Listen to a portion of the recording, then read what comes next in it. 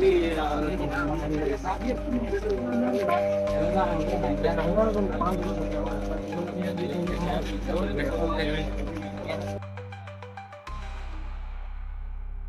రండి అందరూ.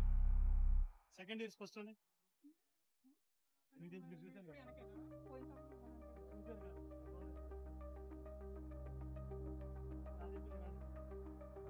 మన సేమ్ అక్కడ డిస్కస్ చేసుకున్నాయే ఈ 50 MVA PTR 1 PTR 2 ఇది main tank, conservator tank. Main tank OLTC tank, అది కన్సర్వేటర్ ట్యాంక్. ఈ OLTCకి ఇంకో కన్సర్వేటర్ ట్యాంక్ ఉంటుంది చిన్నది. అదేమో అటు సైడ్ అంతా 132 kV, ఇటు సైడ్ మొత్తం ఈ బస్ నుంచి మొత్తం 33 kV. స్టెప్ డౌన్ అయ్యి 33 kVకి వస్తుంది. ఈ రేడియేటర్స్ అవి కూలింగ్ ఫ్యాన్స్, మొత్తం ట్రాన్స్ఫార్మర్ మొత్తం ఆయిల్ ఉంటుంది అన్నమాట. Transformer oil, cooling and insulation. ఇది మెయిన్ థింగ్. స్టెప్ డౌన్ చేయడానికి ఇది 132/33. అటు సైడ్ అంతా 130 kV లైన్, 130 kV వోల్టేజ్. ఇది అంతా 33 kV. ఇక్కడ నుంచి 50 MVA, అది కూడా 50 MVA. ఇది 50 MVA.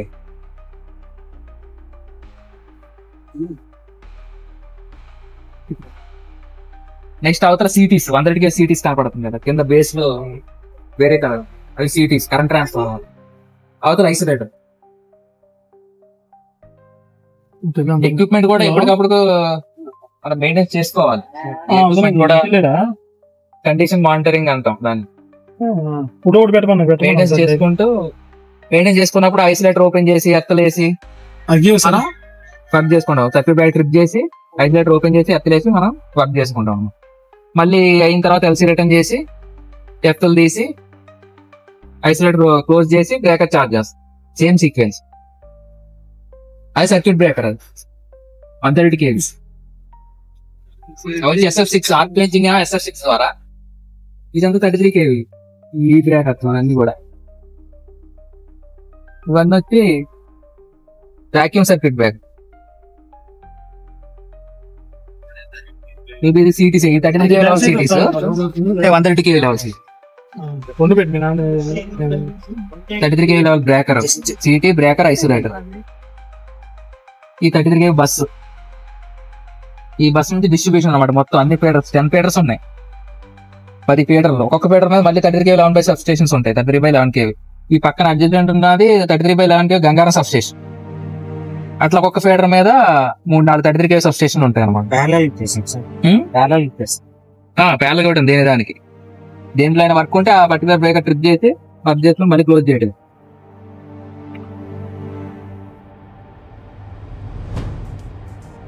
బేసిక్ ఇది 3 మండలాలు కవర్ చేస్తుంది. వేంసూరు, సత్తుపల్లి, పశ్చిమపేట.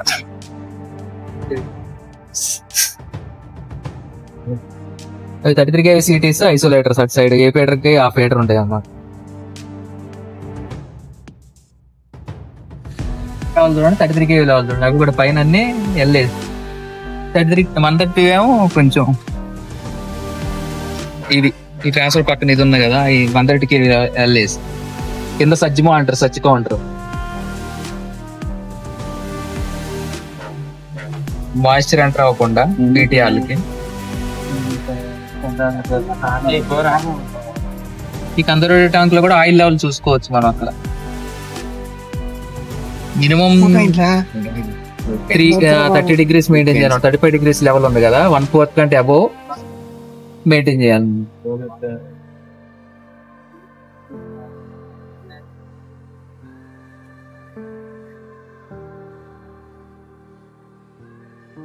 పేట నుంచి వస్తుంది ఆ లైన్ ఉందా టవర్. ఆ టవర్ కి 2 ఉంటాయి అన్నమాట. సర్క్యూట్ 1 దానికి ఉంటుంది, సర్క్యూట్ 2 దానికి ఉంటుంది. ఒక సైడ్ ఏమో 1, ఇటు సైడ్ 2 ఉంటుంది. ఆ 2 సర్క్యూట్లు కూడా ఇటు వస్తాయి.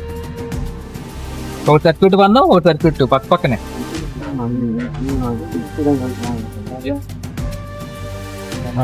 6/BP. 5 వచ్చి 6, మధ్యలో 2 రిలయబిలిటీ కోసం ఒకటైతే మెయింటైన్ చేయొచ్చు. ఒకవేళ దాని మీద ఫాల్ట్ ట్రిప్ అయితే ఇంకొకటి ఇంటరప్షన్ కాకుండా రిలయబిలిటీ కోసం. ఒకటే ట్రిప్ అయిపోతే మొత్తం సప్లై బంద్ అయిపోతుంది, సప్లై అయిపోతుంది. ట్రాన్స్ఫార్మర్ సప్లై ఇంకొకటి ఉంటాయి. తర్వాత బ్రేకర్, సీటీ, ఐసోలేట్ పవర్ అంటే ప్రిపేర్ చేసేసి తీసుకుంటాను. ఒకవేళ పని చేయకపోతే ఇన్ కేస్ అన్నారు, ఇన్ కేసు కెపాసిటీ బ్యాంక్స్ తీసుకుంటాను. బ్యాటరీ బ్యాంక్స్ అంటే అది కూడా లేదనుకోండి, సప్లై ఉండదు మనకి. ఏదన్నా డీసీ అనేది యాక్ట్ అవ్వాలి కదా, డీసీ ఉంటేనే మనకి ఫాల్ట్ వస్తే సెన్స్ చేసి ట్రిప్ చేస్తుంది. డీసీ లేకపోతే అసలు ట్రిప్ అవ్వదు కదా. అప్పుడేంటి కంటిన్యూస్ ట్రాన్స్ఫార్మర్ ఫీడ్ చేస్తూనే ఉంటది, ట్రాన్స్ఫార్మర్ పోద్ది. సర్క్యూట్ బ్రేకర్ ఓపెన్ చేయడం డీసీ లేదు కదా, మాన్యువల్ ఓపెన్ చేయొచ్చు లేదు కదా. ఇప్పుడు అది కూడా లేకపోతే కంటిన్యూస్ ఫాల్ట్ ఫీడ్ చేస్తూనే ఉంటది. అందుకనే మనం సిటిడి అని అంటాం, కెపాసిటీ ట్రిప్పింగ్ డివైస్ అని బ్రేకర్లు ఇన్సర్ట్ చేస్తాం. ఇదేమైంది, డీసీ కనుక ఆగిపోతే ఈ డీసీ ఏదైతే స్టోర్ చేసిందో సిటిడిలో ఆ డీసీ వెళ్ళి ట్రిప్ పల్స్ ఇచ్చి ట్రిప్ అయిపోతుంది బ్రేకర్ ఆటోమేటిక్ గా. అది డీసీ ఫెయిల్ అయితే ఆటోమేటిక్ బేసిక్ గా బ్రేకర్ ట్రిప్ అయిపోయి ఉంటది అనమాట. సిటిడి కెపాసిటీ ట్రిప్పింగ్ డివైస్ అని మనం ఫీడర్స్ కి వాడం, ఎల్వీలకి మాత్రం వాడు. పీటీఆర్ని ఐసోలేట్ చేయడానికి.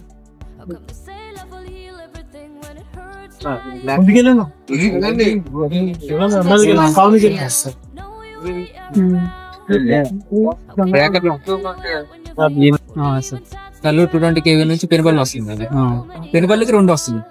ఒకదాన్ని ఏం చేస్తారు, ఒకటి పెనుబల్లికి ఇచ్చేసి డైరెక్ట్ ఇక్కడికి వచ్చి దీనికి అప్పుడు మనకి అప్పుడేమో 2 అశ్రాబాద్ నుంచి, ఇప్పుడు ఒకటి అశ్రాబాద్ నుంచి సోర్స్ అవుద్ది, ఇంకోటి కల్లూరు నుంచి సోర్స్.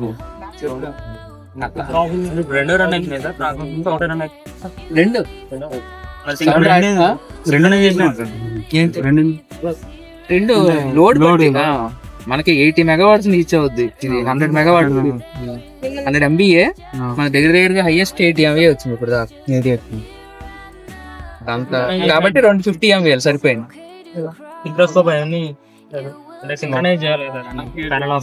సింక్రనైజ్ మనకి ఇంపిడెన్స్ ఒకటే 250 MVA కదా, ఆ లోడ్ బట్టి ఆటోమేటిక్ అది షేర్ అయిపోతుంది. ఆ లోడ్ 50 MVA మన ప్రాబ్లం లేదు. అదే ఒకటి 80 ఒకటి 50 ఉంటే లోడ్స్ పర్టికులర్ గా చూసుకోవాలి. అంటే ఎల్సీ తీసుకోవాలి, ఒకదాని మీద ఓవర్లోడ్ మీద ట్రిప్ అయిపోవచ్చు.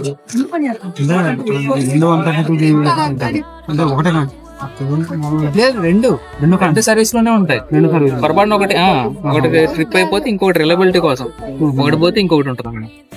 సేమ్ ఇప్పుడు సత్తుపల్లికి మన టౌన్ కి 2 విధాలు, ఇక్కడ గంగారం నుంచి వచ్చి సప్లై, అటు పెనుపల్లి 130 kV సబ్ స్టేషన్ నుంచి కూడా సప్లై అవ్వచ్చు. అక్కడ కూడా 2 సోర్సులు ఉంది. అక్కడ 2 ఫీడర్, లంకపల్లి ఫీడర్ ఒకటి ఉంది, నెక్స్ట్ సింగరేన్ ఉంది. సింగరేన్ డైరెక్ట్ సింగరేన్కి వెళ్ళట్లే, open cast direct 33 kV sub స్టేషన్కి వచ్చి సింగరేన్కి వెళ్ళద్దు అనమాట. విత్ ఇన్ సబ్ స్టేషన్ కూడా 2 సోర్సులు అక్కడ. ఇక్కడ కూడా అంతే, ఇక్కడ సత్తుపల్లి నుంచి చేసుకోవచ్చు, గౌరిగూడ నుంచి మళ్ళీ బ్యాక్ సప్లై. ఇక్కడ 2 సోర్సులు, అక్కడ 2, 4 సోర్సులు. సత్తుపల్లి టౌన్ కి 4 సోర్సులు ఉన్నాయి.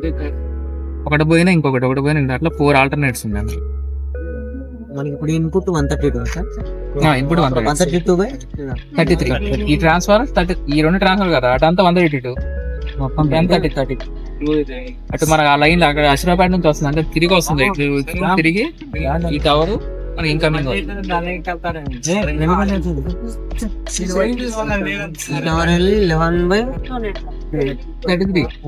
11/33 అప్డేట్ ఉంది కదా, ఇది 33/11 కన్వర్ట్ చేస్తే అవుట్ గోయింగ్ మన 11 kV వెళ్ళి మన స్ట్రీట్స్ లో చివర DTR లో ఉండే చిన్న ట్రాన్స్ఫార్మర్, అది 11/400 3 ఫేజ్ సింగిల్ ఫేజ్ న్యూట్రల్ తీసుకుని. ఇప్పుడు స్టేషన్స్ లో 25 kV లైన్, రైల్వే స్టేషన్ అది ట్రాక్స్, అది సపరేట్, దానికి 25 kV లైన్. సార్ మన దగ్గర HODC లైన్లు ఉన్నాయా సార్? మన తెలంగాణలో అయితే మన సీలేరు సైడ్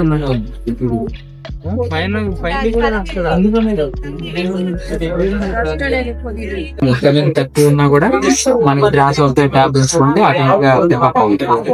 మనం ఇప్పుడు ఇది 132/30 దీని కెపాసిటీ ఇంకా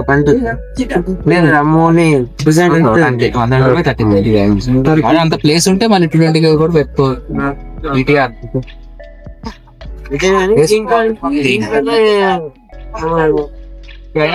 ఆటోమేటెడ్ సబ్స్టెన్స్ ఏమి బయట మనం చూడం, ఓన్లీ ట్రాన్స్ఫర్ బయట ఉంటుంది. ఏమి పైసా లోపలే ఒక సింగిల్ రూమ్ లో స్టోర్ చేస్తారు అన్నమాట. కొంతమంది పవర్ కావాలంటే అట్లా కూడా పెట్టు. అప్పుడు మీరు మీటర్ లో తీసినప్పుడు ఒక ఫోర్ వస్తుంది, తర్వాత హలో కన్జ్యూమ్ అయింది ఇంకోటి ఉంటది. అవును, అప్పుడు ఏం చేస్తారు? అది మనకు బేసిక్ గా తెలియదు. పవర్ థెఫ్ట్ అప్పుడు మనకి తెలియదు కానీ అంటే డైలీ యావరేజ్ ఎంత తీసుకుంటున్నారు అది చూసి ఇప్పుడు ఏమన్నా ఎక్కువైతే అలాగే ఆ విధంగా తెలుస్తుంది. కానీ బేసిక్ గా లీగల్ తీసుకోవాలి పవర్ అనేది ఈజీ గట్టిగా. అంటే ఏంటంటే తీసేసుకుంటుంది వేసేసి, అది మనకి ఓన్లీ మీటర్ ద్వారా తెలుస్తుంది. అంటే ప్రతిసారి అట్లా వస్తుంది రీడింగ్. ఏమన్నా వేరియేషన్ ఏమన్నా ఎక్కువ ఉందా అప్పుడు స్టడీ చేయాల్సిందే. కానీ ఆల్రెడీ ఒకవేళ ఏసీ మళ్ళీ తీస్తే మనకు తెలియదు. అనేది చాలా కన్స్ట్రక్షన్ కావడం ప్లేస్ లేదు ఫస్ట్. ఎగ్జిస్టింగ్ లైన్లు మళ్ళీ అంతా అదంతా దానికి 1000 కోట్లు అవుతుంది. 1000 కోట్లు జస్ట్ 100 కోట్లతో మనం కండక్టర్స్ కంట్రోల్ రూమ్ లో తెలియదు. ట్రాన్స్ఫార్మర్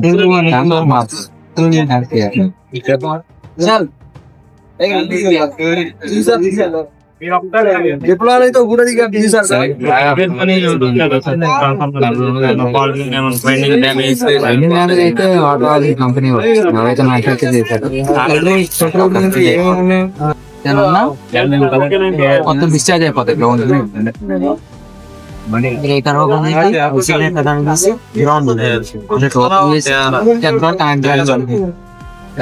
డిశ్చార్జ్ చేయడం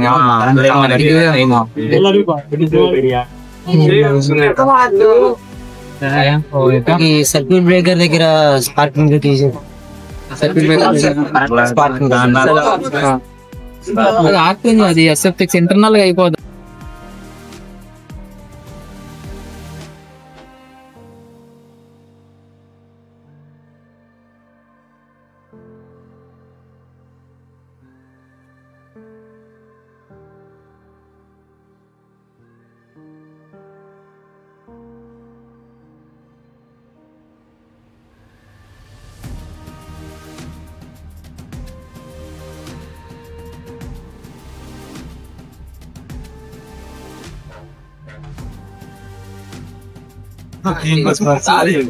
ఇది M1 అది ఇది మెయిన్ 250 అది 250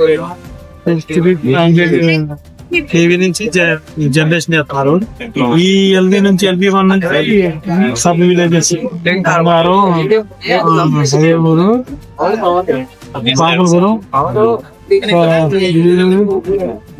గౌరీగూడెం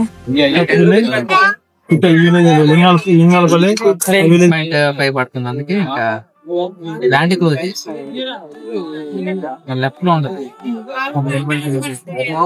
వెనుమల దాటి వెళ్తా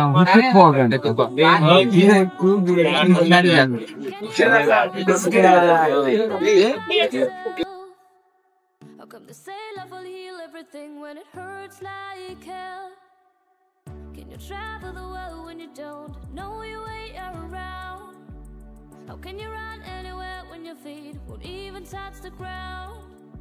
So many thoughts inside of your head.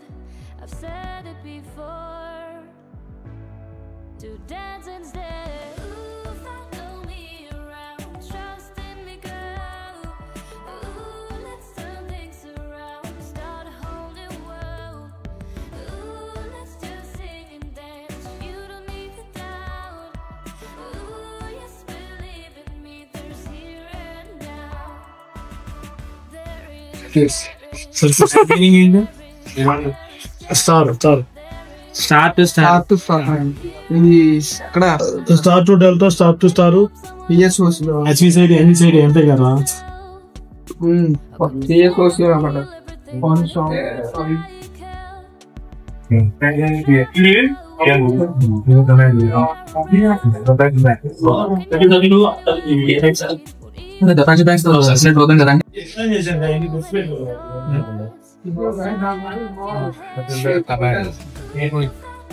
Open ఇవ్వలేము ఈ వర్షాకాలం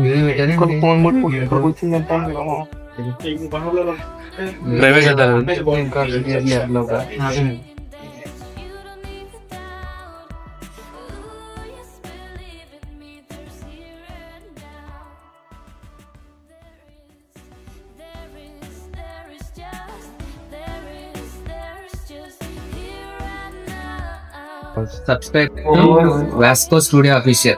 సబ్స్క్రైబ్ చేసుకోవాలి.